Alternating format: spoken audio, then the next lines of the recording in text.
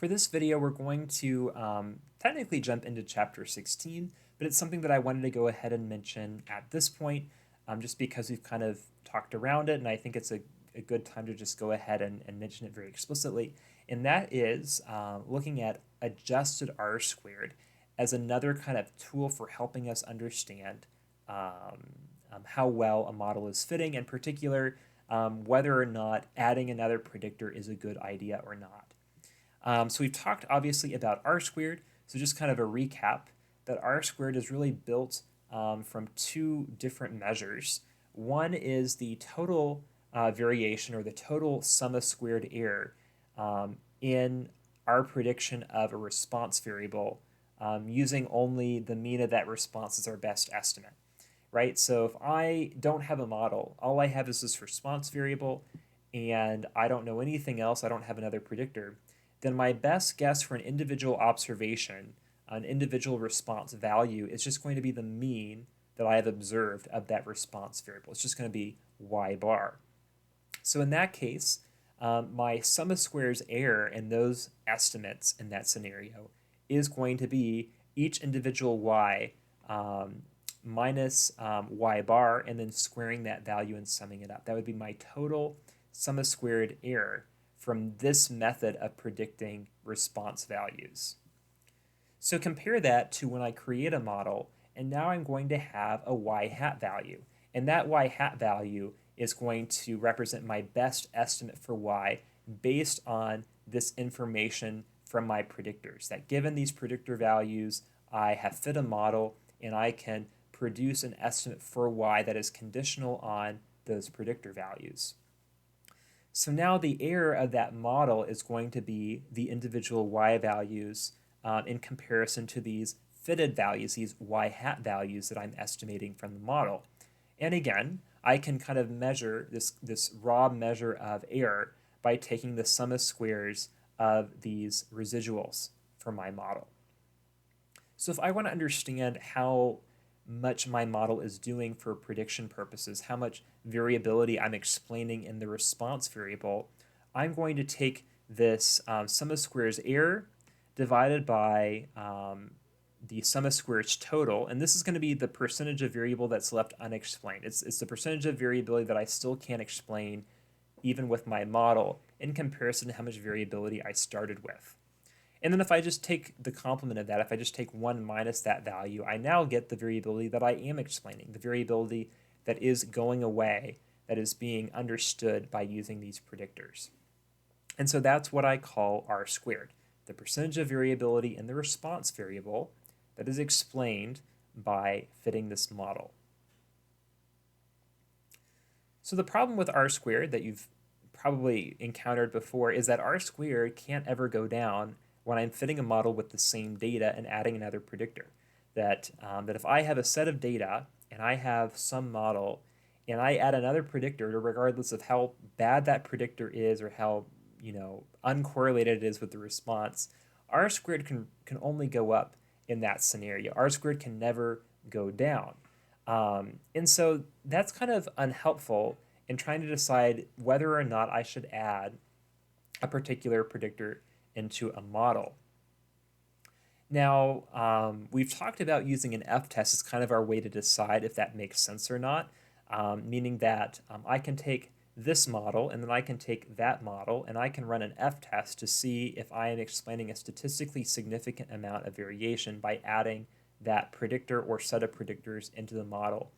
And well, that works and that's helpful. It is also kind of cumbersome to do that, and it would be nice if we had another measure that could just tell us whether or not we're actually making any gain by adding that predictor, as opposed to just a measure that can only go up when I add a predictor. So first of all, why does that happen? Why does R squared go up if I add a bad predictor? And it's because R squared is not distinguishing how much correlation I should expect to explain by random chance when a predictor is added into a model. And so to kind of demonstrate this, I created some examples here. These are two variables that are completely uncorrelated. I created them independently. They are independent random variables But when I put them into a model like I did here, obviously there's going to be just at least a little bit of chance correlation. Now in the case over here where I have n equals 50, the r squared value of these two uncorrelated variables is about 1%. There is a little bit of chance correlation. And you can kind of see it in the model where my best fit line is not horizontal. I can see obviously that the standard error shading suggests that we kind of know that we're not sure this is really something.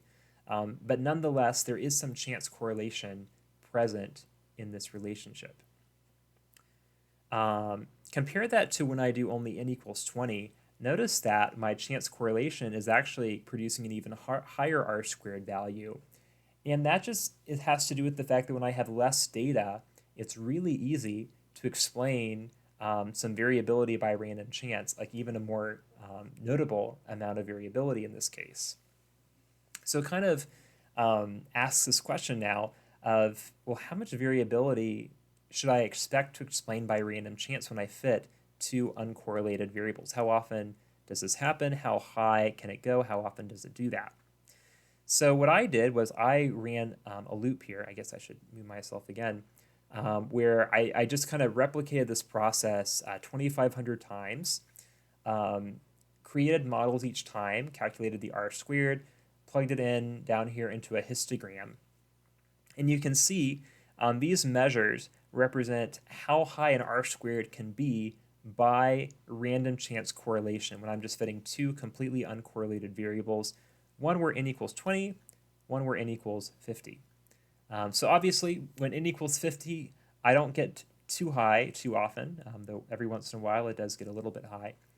When I have a smaller sample, it is like even worse though. Like I can get, 10, 15, 20% by random chance with two uncorrelated variables. So that's why I can add a bad predictor into a model, a predictor that really has no correlation with the response variable, and r squared is going to go up. Sometimes it goes up a little bit, sometimes it goes up a lot, and that's because there's going to be some chance correlation that's going to get modeled in when I'm fitting into a sample of data like this. So that's why a measure like adjusted r squared can often be better to look at than just r squared in general, especially when I'm still kind of in that model fitting stage. So what we're going to do is we're just going to take the same ratio, SSE over SST, but we're going to each divide them by what's called their degrees of freedom here. And so what's going on here, without getting too deep into this, we're essentially going to penalize the r squared measure when we have a lot of parameters that I should expect to have more variability explained when I add more parameters. And so the more parameters I add, the more penalty is going to get added and the lower r squared is actually going to be. So in essence, what's going on, the real interpretation of adjusted r squared here is after adjusting for correlation due to random chance, approximately X% of the variance in response is explained by this model. So we're basically adjusting r squared down by the amount that we should expect to explain by random chance for having this many parameters in that particular model. The more parameters I add, the larger the discrepancy you're going to see between regular r squared and adjusted r squared as well. The smaller the sample is, the more discrepancy you're going to see between those two values as well, because I expect to explain more by random chance when the sample is smaller. The larger the sample is, the closer, hopefully, they should usually be there. To extract adjusted r squared from a model, we can just do summary of that model name, and then just $ADJ is going to extract the adjusted, versus r dot squared is going to extract just original regular r squared. So big picture, how does this work? How do we interpret it? Well, whenever adjusted r squared remains the same or goes down when we add a predictor, it means that that predictor is either performing equal or worse than we'd expect by random chance if it actually had no predictive power in that model. Maybe it individually has some relationship with the response, But if it's adding nothing beyond what the predictors I currently have offer, then adjusted R squared is going to remain the same or go down if I'm performing as I'd expect by random chance, or worse than I'd expect by random chance. An F-test comparing those models would similarly show a mid to high p-value, meaning that this looks like random chance correlation being added. When adjusted R squared goes up, it means that the predictor I added is actually performing better than I'd expect by random chance. However, adjusted R squared is kind of tricky to determine how much better because it depends on my sample size. That if I have a really large sample size, I may not see that improvement go up by a whole lot. If I have a small sample size, it may go up by a lot very easily.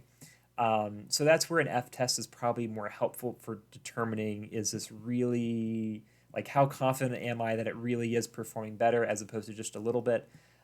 But still, adjusted R squared is a very, easy to extract, easy to see measure for at least seeing, well, is it at least going up?